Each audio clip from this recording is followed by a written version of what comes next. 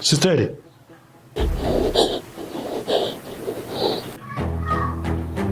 Sisteri. Yes, amekuja.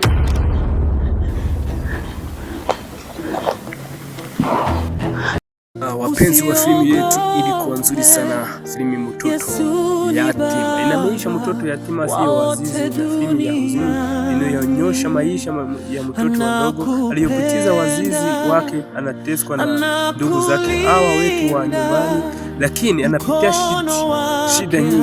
Mwisho anapata mtu anayewasaidia maisha yake yana noro ya Mungu. Hashi yatima saburi na mambo. Sasa wewe unaona ili timu yetu watoto yatima imekueleza na kuendelea. Mtoto yatima asiye azizi na lakini na uwezo mzuri na asiye shangazi mbaya, ndugu wa mahembeni na akili na tesa mtoto wa kazi ngumu na kupinga. Baba malezi mumu wa shangazi bala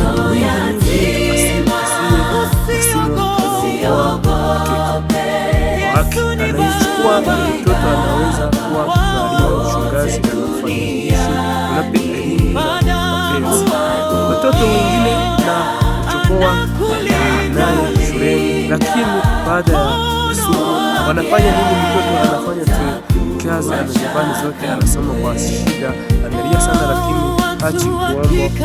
Shangazi anapinga, anataka kula kidogo, anakutima maksima sabi, anatoka kwenye mateso, analipia shule na mwisho mtoto anafika kuwa anataka loke wiki ya mtoto yatima.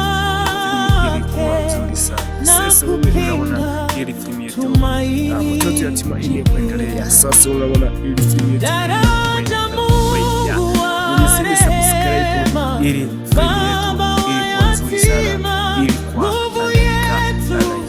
na maisha yake yanabadilika ya nuru ya filamu maisha ya yatima saburi. Naombe msaada, utakuja wahusi na kazi zao kwa sababu na filamu nyingi za jini mtoto yatima za Kiswahili Bongo. Hawa ndio wahusi wa kawaida. Mtoto yatima msiwa